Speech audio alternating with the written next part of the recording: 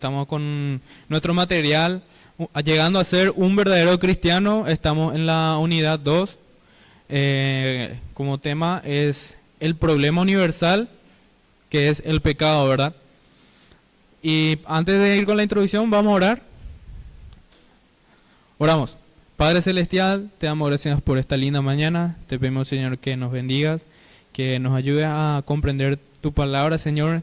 Que bendiga este estudio, Señor, que pueda ser de bendición para nosotros, para nuestras vidas, y que podamos aprender mucho más de ti, Señor. En el nombre de tu Hijo amado, Cristo Jesús. Amén. Muy bien, un breve repaso. Vimos hasta ahora, en la lección 2, la página 11, Dios creó todo el universo con perfección total. Eso ya vimos, fuimos avanzando. Vimos también cuándo ocurrió el primer pecado, que es el ítem 1. El ítem 2 sería cómo entró el pecado en el mundo, como todos sabemos, ¿verdad?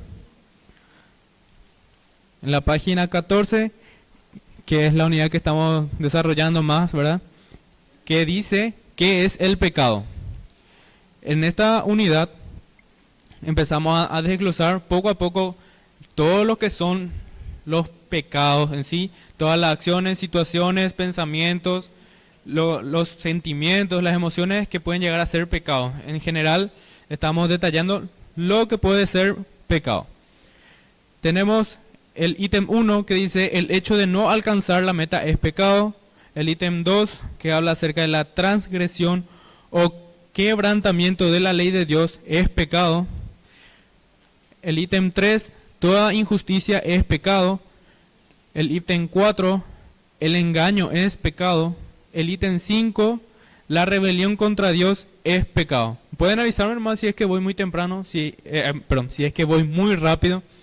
Y si quieren explicar algún punto, consultar algo, pueden alzar su mano y decir, hermano Seba, estás muy rápido, explica este punto por favor. No hay problema. Página 16. El ítem 6 dice, la desobediencia es pecado. El ítem 7, la impiedad es pecado. Y el ítem 8, la impiedad es pecado. El ítem 9, la iniquidad es pecado. El ítem 10, toda mentira es pecado. Y hasta ahí llegamos el domingo pasado con el hermano Alexander. ¿Sí? ¿Todos completamos hasta ese punto, hasta esa página? ¿Sí? Hasta el 10, hasta el 10. Muy bien, muy bien. Si nos damos cuenta, prácticamente cada ítem está, no es parecido al anterior, pero sí está muy relacionado. ¿Y qué podemos concluir con esto en cada ítem de los 10 que llegamos a desarrollar hasta ahora? Podríamos decir que prácticamente todo es pecado. ¿Sí o no? Pero ustedes me van a decir, pero Sebas, si todo es pecado, ¿por qué vivimos entonces? ¿Por qué todo es pecado? Es difícil va a ser vivir así, me van a decir, ¿verdad? Y yo la verdad le digo que sí, ha de ser difícil, porque es nuestra naturaleza el ser pecadores. Entonces, el ítem 11 a desarrollar ahora. Vamos a desarrollar todos juntos, ¿verdad? Dice, el hurto o robo es pecado.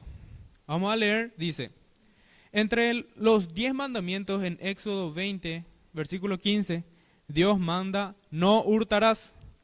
Hay muchas maneras en que uno puede ser culpable del robo. Por ejemplo, tomando lo ajeno, aun cosas pequeñas, es robar. Por ejemplo, algunos en algún momento encontramos un bolígrafo, ¿verdad?, en el piso de nuestra escuela, ¿verdad?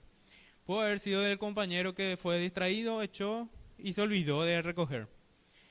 Nosotros sabemos que es del compañero, o incluso muchas veces no sabemos de quién es. Agarramos el bolígrafo y guardamos y nos olvidamos de devolver. ¿Es eso un robo así como robar un banco, por ejemplo? Nosotros podemos decir que es lo mismo o no es lo mismo. ¿Es lo mismo robar un borrador que robar un banco? Yo puedo decir que no, para mí robé un borrador nomás, no es nada. ¿Pero qué dice acá? Por ejemplo, tomando lo ajeno aun cosas pequeñas es robar. Robamos únicamente, ¿verdad?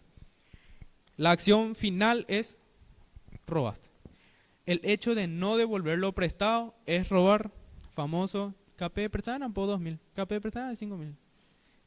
KP me falta este para... Y no nos olvidamos de devolver o no devolvemos o sabemos que es peor. Sabemos que tenemos que devolver y nos hacemos del que se me olvidó tal cosa y extendemos la deuda, ¿verdad? Eso es robar. Va subiendo el interés. Muchas veces hay gente que no sabe, eso es que puede cobrar un interés por préstamo, ¿verdad? Pero en el libro también. Exactamente. Con el permiso de Lucas. Lucas tuvo una experiencia una vez, fue simpática porque básicamente todos en casa supimos eso, ¿verdad? Que Lucas en su gentileza le prestó su cuaderno a un compañero y el compañero prácticamente no le devolvió hasta un día antes en la noche que tenía que rendir al día siguiente. Y fue un caos en casa esa vez. Porque Lucas Mació, bueno, era tipo, yo le presté nomás y quería ayudarle, pero vos también tenés que estudiar, ¿verdad? Cuidado con eso. Y nada más, no es por decir, le terminó devolviendo otra vez su compañero, ¿verdad? A Lucas. Muy sobre la hora. Y Lucas rindió bien al día siguiente, así que no se preocupen por Lucas, está bien. Le vemos hasta acá todavía. No estuvo nervioso. Mamá nomás un poco. Entre los robos que son difíciles de remediar está la destrucción de la reputación de alguna persona. ¿Cómo nosotros podemos robar o destruir la reputación de una persona?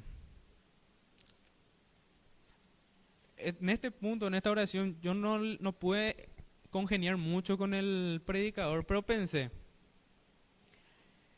¿cómo nosotros destruimos la reputación de alguien? ¿Cómo nosotros podemos relacionar eso con robar? Por ejemplo, hablar mal del prójimo. ¿Vieron el hermano? Esa la vez pasada estuvimos viendo ahí en el kiosco con otras personas y parece que estaba haciendo algo mal. ¿Nosotros qué estamos haciendo?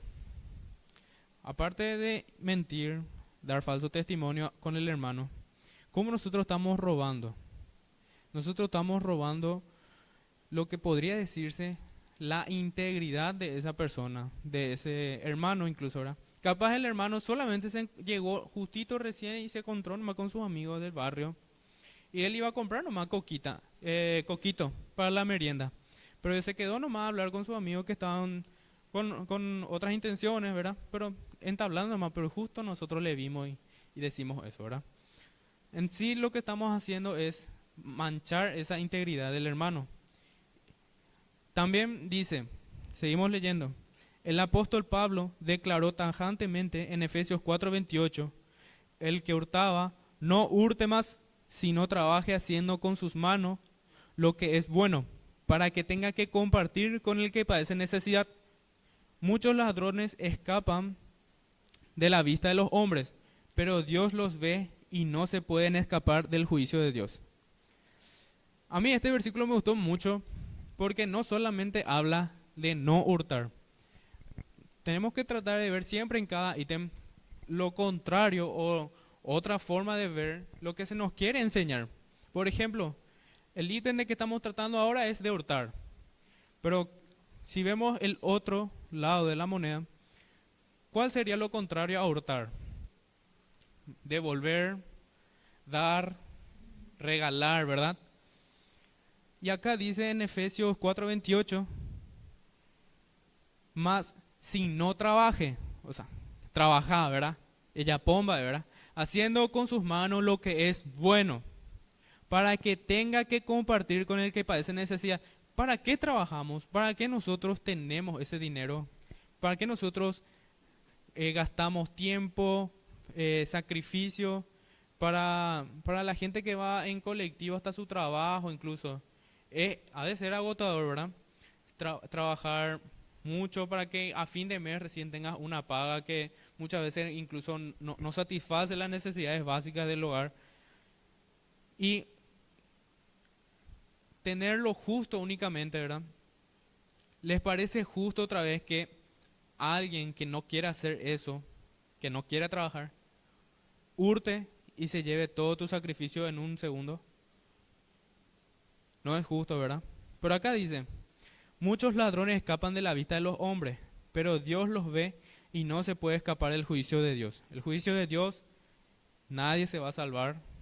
Es imposible que un ladrón, en este caso, se pueda zafar de lo que es el castigo, ¿verdad? Pero también consideremos que nuestro sacrificio, nuestro trabajo, el dinero o, o las pertenencias que tengamos, ¿verdad? No sean solamente para nosotros, sino que aquí claramente otra vez dice, para que tenga que compartir con el que padece necesidad. ¿Qué pasa si, perdón, el hermano que padece necesidad, el amigo no creyente incluso, pasa necesidad? No está en nuestro derecho, en nuestra responsabilidad, ayudarle y no dejarle pasar necesidad. Para mí esto es mucho más importante que preocuparnos por el hurto en sí. Acá yo no creo que todos robemos, ¿verdad? Cada uno es responsable, ¿verdad? Cada uno tiene su trabajo, cada uno tiene su ganancia, ¿verdad? Pero para mí somos más responsables de lo que hacemos con lo que tenemos con el que padece necesidad. Seguimos. El ítem 12. Lo malo, sucio y perverso que sale de la boca es pecado. En síntesis, las malas palabras, ¿verdad? Los malos pensamientos. Vamos a leer. Efesios 4:29. Dios ordena. Perdón, me olvidé de completar los espacios. En el anterior, el que hurtaba, pudieron copiar ese. Avísenme nomás, yo me voy y así se va a atender un rato, espera, queremos copiar.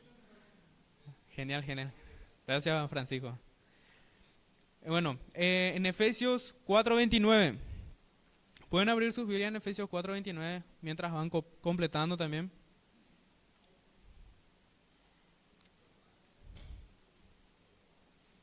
Este también es un versículo importante que me gustaría que todos subrayen, que tengan bien en cuenta.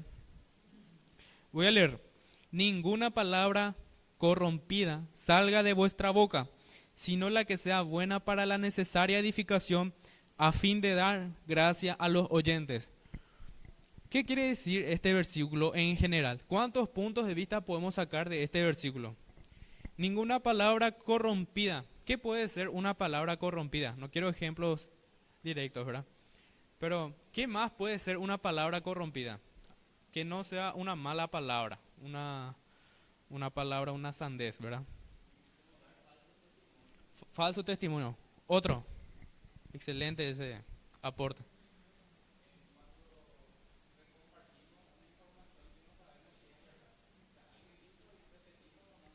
Exactamente. Como un falso rumor. Esparcir un falso rumor. Muy bien. ¿Qué más puede ser? A mí me gustó una parte que pensé, ¿verdad? ¿Qué puede ser una palabra corrompida? Y puede ser, capaz no es una mala palabra, pero sí es eso que le puede dañar a esa persona. Por decir, por ejemplo, a X amigo juega mucho al fútbol, pero no es tan bueno. Y vos le decís, che viejo, no juegues más al fútbol, no sos bueno. ¿Puede ser eso una palabra corrompida?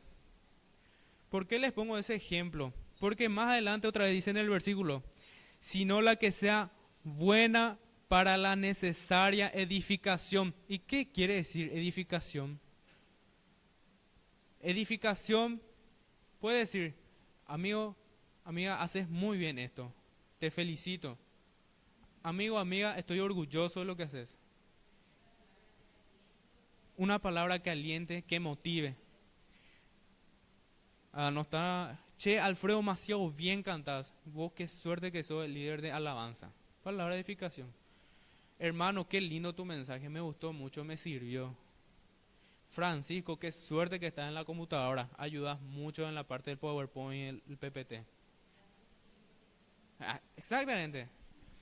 Esas son palabras que edifican, ayudan a uno a sentirse bien, ¿verdad? Y entre los hermanos cristianos, otra vez, nuestra responsabilidad es cuidar cómo está la vida espiritual del hermano, ¿verdad? Cada uno es responsable de su vida espiritual, pero nosotros vemos al hermano que ya está y nada ahí un poco flojeando. Che, hermano, necesitas ayuda. ¿Quieres hablar de tus problemas, de tu situación en la que estás? Voy a orar por vos, hermano. Dios te bendiga. Esas son las dos palabras de un cristiano que da gusto escuchar entre los hermanos. Voy a orar por vos. A veces es hinchando así. Vamos a orar por vos porque estás y nada. A veces es hinchando, ¿verdad? Pero también si decimos de buena forma, para edificar justamente. Vamos a orar por vos, hermano. Se siente bien, ¿verdad? Dios te bendiga, hermano. Gracias, hermano, igualmente. Palabras que edifican. A fin de dar gracia a los oyentes. Seguimos leyendo. Hay muchas maneras. Seguimos leyendo el texto. Hay muchas maneras de cómo se manifiesta el pecado de una boca maldiciente. Se sabe por los cuentos colorados, las blasfemias, las conversaciones perversas, los chismes, las calumnias, las groserías, las burlas y etc.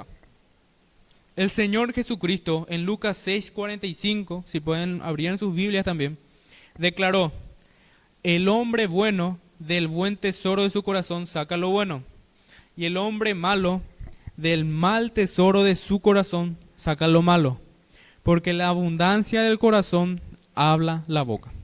Yo tenía una profesora de guaraní que era muy buena, muy estricta, pero era muy buena.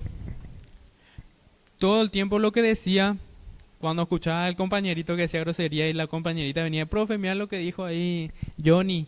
De la abundancia del corazón habla la boca. Así decía la profe. Y Johnny ahí con su cara de... se queda incómodo, ¿verdad? Pero es cierto, ¿verdad? De lo que nosotros nos nutrimos diariamente, de lo que vamos aprendiendo. Es difícil no escuchar. Muchas veces estamos, por ejemplo, en el salón de clase, en el fondo, ¿verdad? Y la profe está hablando y vos escuchás ahí detrás del compañero: che, ¿sabes lo que pasó? Tal cosa así. Te ya contaban por este chiste que se cayó y jajaja. Muchas veces escuchamos esos chistes así un poco pasados ya, ¿verdad? Y es difícil no escuchar eso, ¿verdad? Pero ¿qué pasa? Más desechad lo malo, bueno, no me acuerdo bien el versículo, retened lo bueno y desechad lo malo. Eso es importante aplicar en esta situación. Seguimos leyendo. Porque de la abundancia del corazón habla la boca. Ese es para completar. En Proverbios 4:24 manda: aparta de ti la perversidad de la boca, y aleja de ti la iniquidad, entre paréntesis, el pecado de los labios. Todos somos responsables ante Dios por cada palabra que sale de nuestra boca. En Proverbios 10:19, el rey Salomón declaró: en las muchas palabras no falta engaño, mas el que refrena sus labios es prudente. Para completar ahí, en las muchas palabras no falta engaño, mas el que refrena sus labios es prudente. Pecado, ¿qué yo dije? Perdón, pecado, perdón. Sí. Perdón. Gracias. Este versículo también es importante atender. Nosotros conocemos al famoso que habla siempre, al que habla mucho. En guaraní, no sé si es una mala expresión, y discúlpenme si es una mala expresión, ¿verdad? El famoso ñerei, ¿verdad? Ñengatú, perdón, ahí está. ¿Está bien? Bueno. Parecido. Saqué dos. Pasé con dos, ahí está. Bueno, hay que atender justamente al... No quiero decir al hermano en Cristo, ¿verdad? Pero igual no estaría mal. Al hermano en Cristo, al amigo y al amigo no creyente, ¿verdad? ¿Cuándo es Muñe Engatú? Y acá Salomón, como es el hombre más sabio en su momento, dice: en las muchas palabras no falta pecado. Qué frase muy importante, ¿verdad? El famoso: che, vos sabés qué tal cosa, y lo que pasa es que tal cosa, se cayó mi abuela y cuando vine de camino le ayudé a tal cosa y tal, habla, y parece que nunca lo va a decir bien su verdad. Entonces hay que atender eso, ¿verdad? Acá Salomón mismo en la sabiduría que le proveyó Dios, ya nos habla de esto. Mas el que refrena sus labios es prudente. Hablar lo justo, lo necesario, no estar dando vueltas. Ahora, seguimos. ¿Está todo bien hasta el momento? Sí, perfecto. Ahora el punto 13. Una omisión es pecado. Una omisión, una omisión es una falta de cumplir nuestras obligaciones y responsabilidades físicas y espirituales es pecado.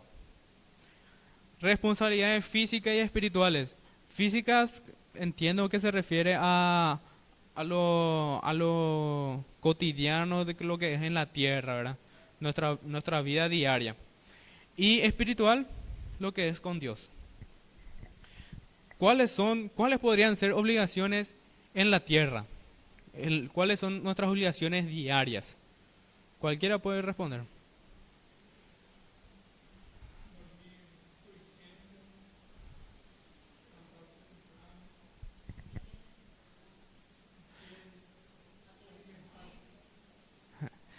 Eh, bueno.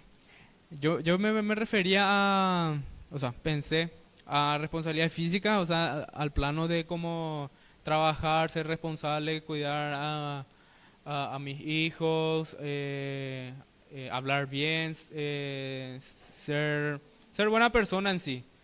A eso yo entendí. Pero físicas también está bien buscar tener siempre buena salud, buena apariencia, eh, estudiar, aprender algo siempre, cosas así. Ahora espirituales, ¿qué puede ser? Eso es más poco otra vez, ¿verdad? Leer mi Biblia, ir a la iglesia, talento. Usar nuestro talento para Dios. Exactamente. Una omisión. Bueno, ahí Alfredo ya resumió todo ya el estudio. Muy bien, muy bien. Y es cierto, acá como vemos en Santiago 4:17 declara, al que sabe hacer lo bueno y no lo hace, le es pecado. Pero ¿qué cosas puede ser que nosotros omitimos? Nosotros vemos muchas veces a las personas, los ciegos por ejemplo, ellos necesitan ayuda para cruzar la calle porque justamente no ven y necesitan ayuda. Y tenemos que ayudar, ¿verdad? ¿O le dejamos nomás ahí? Tenemos que ayudar, ¿verdad? Pero ¿y si le dejamos ahí? Es pecado. Ayuda. ¿Cómo? Una omisión. Omitimos, hacemos de lado. Dejamos que pase nomás y yo sigo nomás esperando mi colectivo. Hay que atender. Pero ¿qué más puede ser? Vamos un poco más a personal. Leer nuestra Biblia, por ejemplo. Dios nos mantiene responsables por lo bueno que no hacemos. Muchos no tienen el interés de leer la Biblia para saber o entender acerca de la voluntad de Dios para sus vidas. La indiferencia a Dios y su palabra es pecado. A mí me llamó mucho la atención esta frase porque habla de no leer la Biblia en sí, de no ir a la iglesia, de no bautizarse, de no hacer las cosas que Dios nos manda, ¿verdad? Pero, ¿está mal no leer la Biblia? ¿Qué dicen ustedes? Para mí es un punto muy crítico. No podemos así al hermano que apenas está empezando en el camino de Dios, ¿verdad? Obligarle, che, lee tu Biblia. No vaya a dejar de leer tu Biblia o es pecado. Cuidado con eso, ¿sí? Hay que exhortar a su... Adelante, hermano.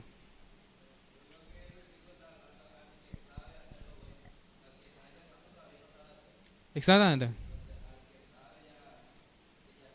Al que ya está ya en el camino. Por ejemplo, la gran mayoría de nosotros, supongo que ya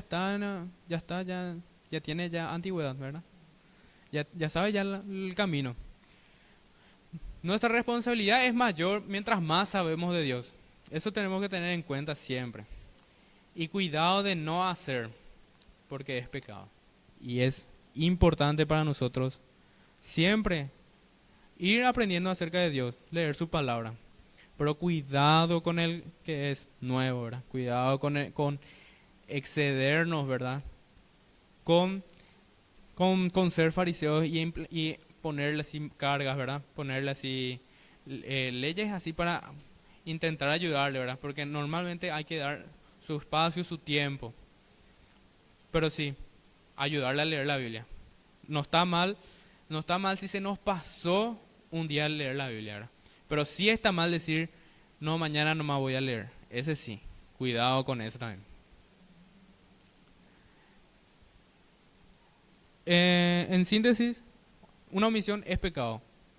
Cuidado con omitir cuando podemos ayudar en verdad, para hacer lo bueno. El ítem 14. Completaron, ¿verdad? Al que sabe hacer lo bueno.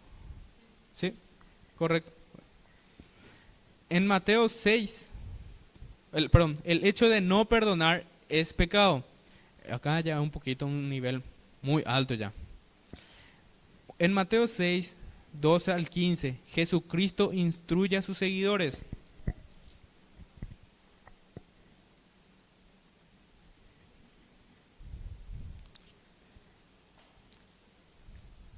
Jesucristo instruye a sus seguidores a pedir perdón y a la vez perdonar. Esta es la oración que Jesús enseñó, ¿verdad?, a sus discípulos. Perdónanos nuestras deudas, dice el material, nuestros pecados, como también nosotros perdonamos a nuestros deudores, a los que pecan contra nosotros. Y no nos metas en tentación, mas líbranos del mal, porque tuyo es el reino y el poder y la gloria, por todos los siglos. Amén. Y sigue diciendo, porque si perdonáis, para completar ahí, a los hombres sus ofensas, os perdonará también a vosotros.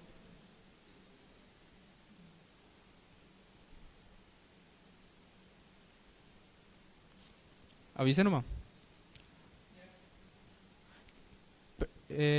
Repito, porque si perdonáis a los hombres sus ofensas, os perdonará también a vosotros vuestro Padre Celestial. Mas si no perdonáis a los hombres sus ofensas, ¿qué dice después? Tampoco vuestro Padre os perdonará vuestras ofensas. Hasta acá, ¿qué podemos concluir? ¿Es una obligación o una opción perdonar? Una obligación, ¿verdad? Digan fuerte, yo no apenas escucho desde acá, Gina. ¿Es una obligación o una opción perdonar? Una obligación. Pero ¿es fácil o difícil perdonar? Dificilísimo. Depende de la situación de cada uno, ¿verdad? Podemos ver en... Jesús advierte que si rehúsa perdonar a alguna persona, Dios tampoco puede perdonarle a usted.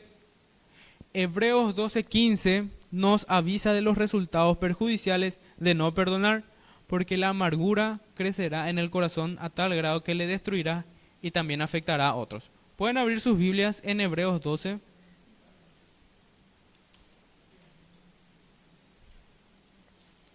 Vamos a leer qué dice. Hebreos 12:15.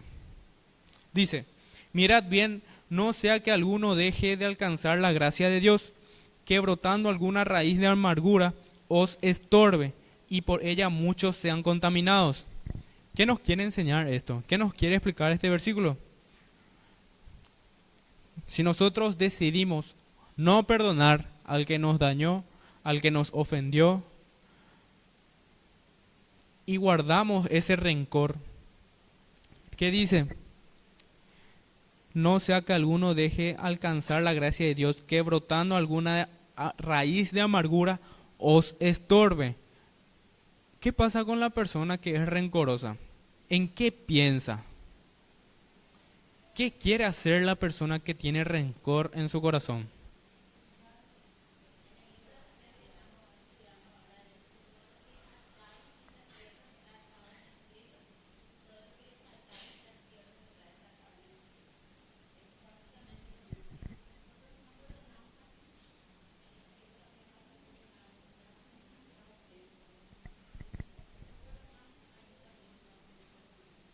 ¿En qué libro vota, hermana? Ah, yo estoy en el 2 recién. Ya, gracias, hermana, ya voy a anotar ese para la próxima. Y así es, así como dice la hermana, lo que atamos en la tierra también atamos en el cielo, y lo que desatamos en la tierra también desatamos en el cielo. Entonces, escuché por ahí que dijeron la venganza, ¿verdad? Cuidado con eso. La persona que guarda rencor, ¿qué es lo que piensa? En vengarse. ¿Y qué pasa con eso? Empieza a nublarse su juicio. Y solamente eso quiere. Quiere cumplir su venganza. Ahora vamos a ver algunos versículos relacionados a eso. Romanos 12, si pueden abrir su Biblia.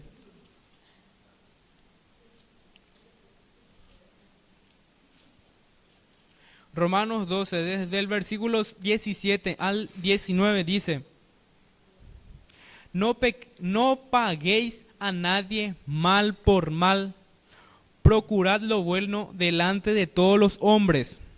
Si es posible, en cuanto dependa de vosotros, estad en paz con todos los hombres. Versículo 19. No os venguéis vosotros mismos, amados míos, sino dejad lugar a la ira de Dios, porque escrito está: mía es la venganza, yo pagaré, dice el Señor. Entonces, ¿qué hacemos con ese pensamiento de venganza? ¿Lo retenemos, lo atamos o desatamos? ¿Es una opción o una obligación? Romanos capítulo 12, desde el versículo 17 al 19. Este no va a salir en el examen. No hay un examen, mentira. Pero es importante, ¿verdad? Cuidado con la venganza. No es nuestra la venganza. No es así, no es nuestra obligación. ¿Se entiende? Es del Señor. Muy bien. ¿Eh?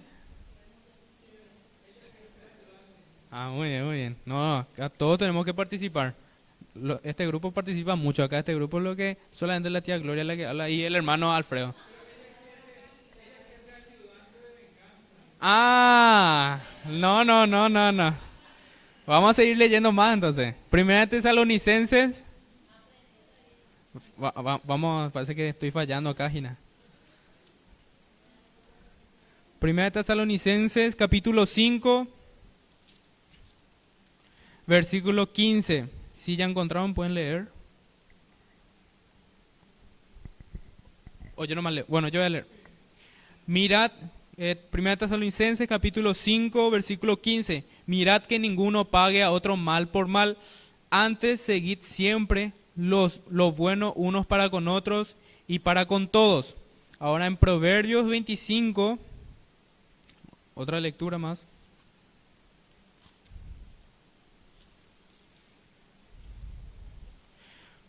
Proverbios capítulo 25, versículos 21 al 22. Dice, 25, 21 al 22. Si el que te aborrece tuviere hambre, dale de comer pan, y si tuviere sed, dale de beber agua, porque ascuas amontonarás sobre su cabeza, y Jehová te lo pagará. Ahora, no solamente teníamos la responsabilidad de perdonar, ¿verdad? Sino que otra vez tenemos otra responsabilidad más, que es la de ayudar al que le lastimó, al que nos lastimó, al que nos hirió. Qué fuerte, qué difícil que es perdonar, ¿verdad? Porque no solamente tenemos que perdonarle, sino que también otra vez ayudarle. Sí, hablen de ti, Marita.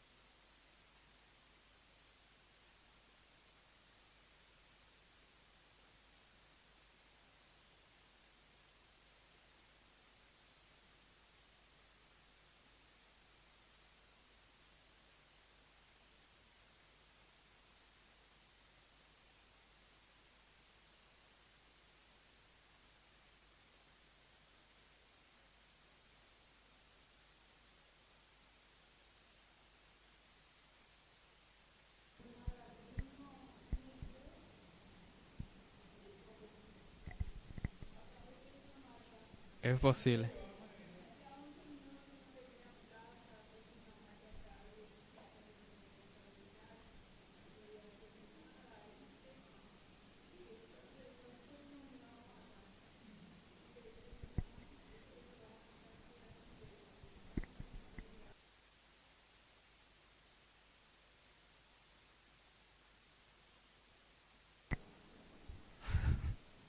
Qué,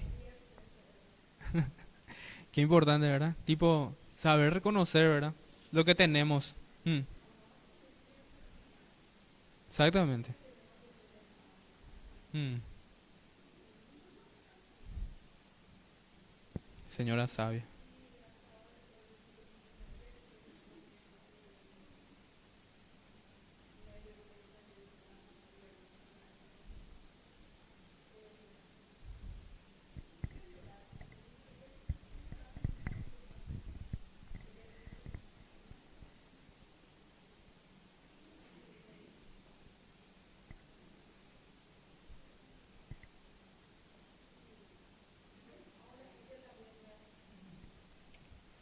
Gracias, tía Marita. Completamos hasta acá, ¿verdad? El ítem 14. El ítem 14 está. El 15 más ya. A ver, la hora. Ya, la hora ya. Sí. Terminamos entonces el ítem 15. Se entendió lo de perdonar, ¿verdad? Bueno, de tarea perdonarle a todo el mundo y nada. Ah, tía Shirley, no. Dale, dale. El ítem 15 y con este vamos a ir cerrando. El pecado que condena a todos al infierno es el no creer, o sea, el de depositar nuestra confianza en Cristo Jesús como su Salvador. Vamos a leer todo el ítem. Como dice en Juan 3:18, el que en él cree no es condenado, pero el que no cree ya ha sido condenado, porque no ha creído. ¿En qué? En el nombre del unigénito Hijo de Dios. Juan, ¿completaron bien hasta ahí? Juan capítulo 16, 8 al 9, menciona tres cosas principales de las cuales el Espíritu Santo nos convencerá. Y cuando Él venga, dice la lectura, cuando Él venga, convencerá al mundo de pecado. Esas son las dos palabras, convencerá y pecado. De justicia y de juicio. Punto seguido. ¿De qué les va a convencer? Otra vez dice, de pecado, por cuanto no creen en mí.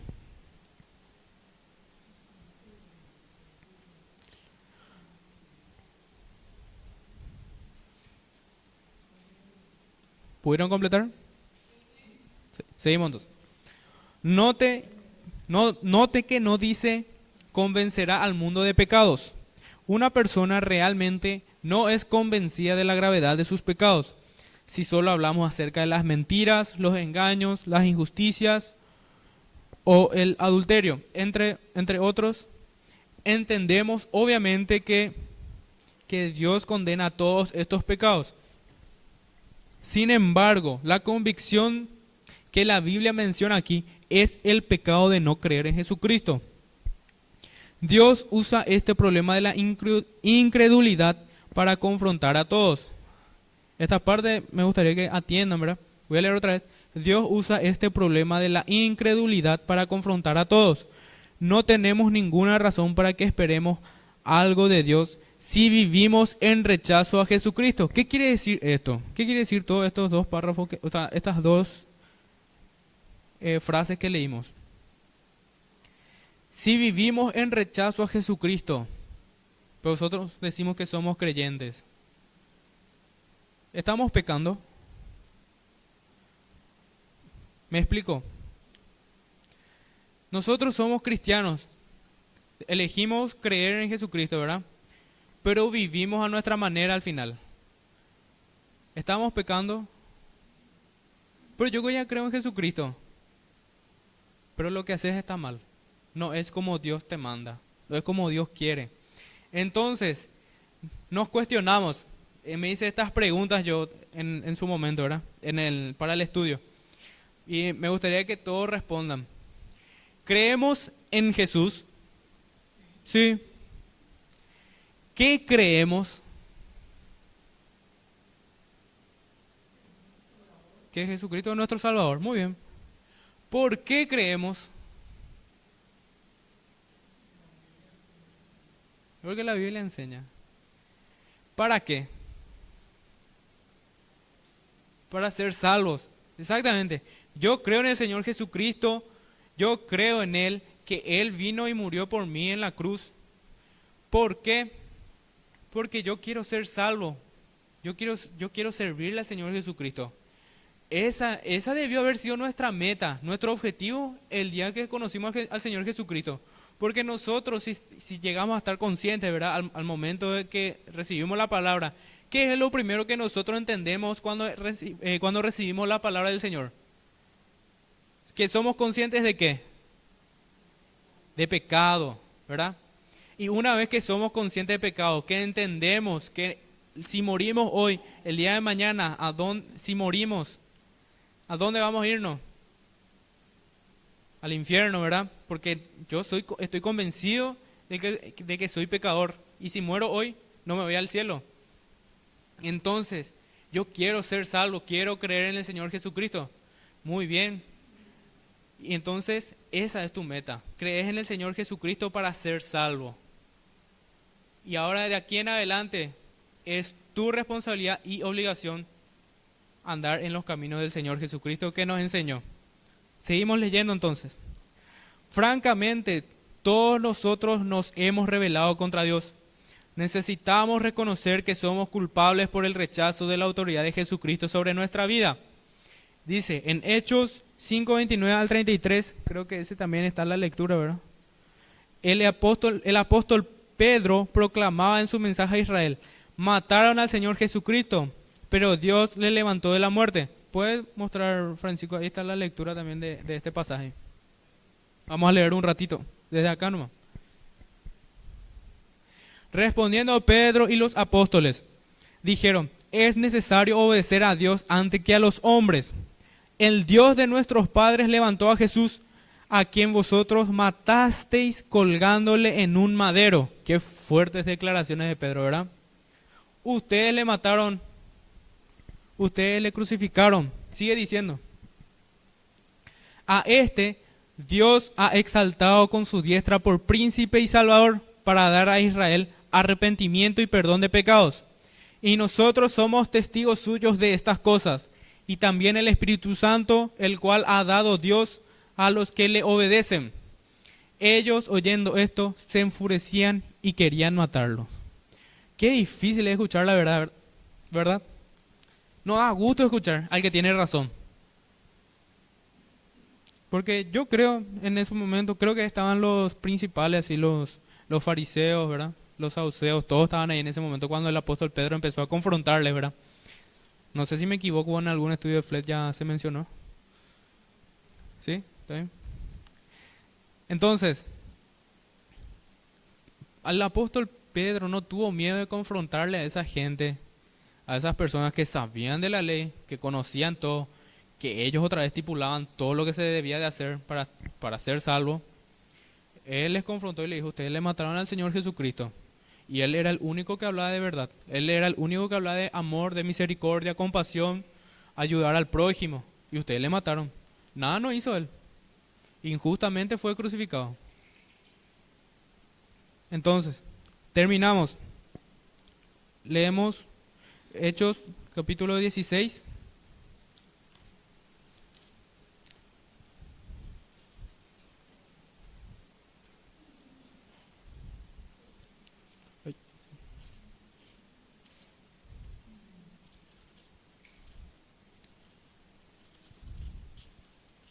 Hechos capítulo 16, versículo 31 dice: ellos dijeron: cree en el Señor Jesucristo y serás salvo tú y tu casa. Entonces nuestra responsabilidad es creer en el Señor Jesucristo, ser conscientes de esa decisión todos los días. La verdad es que todos nosotros estamos en oposición a Dios antes que nos rindamos a Él. Y con este versículo de Hechos 16, 31, cree en el Señor Jesucristo y serás salvo tú y tu casa. Y bueno, dejamos hasta acá, terminamos esta lección. La siguiente lección la tomará el siguiente hermano, ¿verdad? Que sería la unidad 4, todos somos pecadores. Así que Dios bendiga su palabra.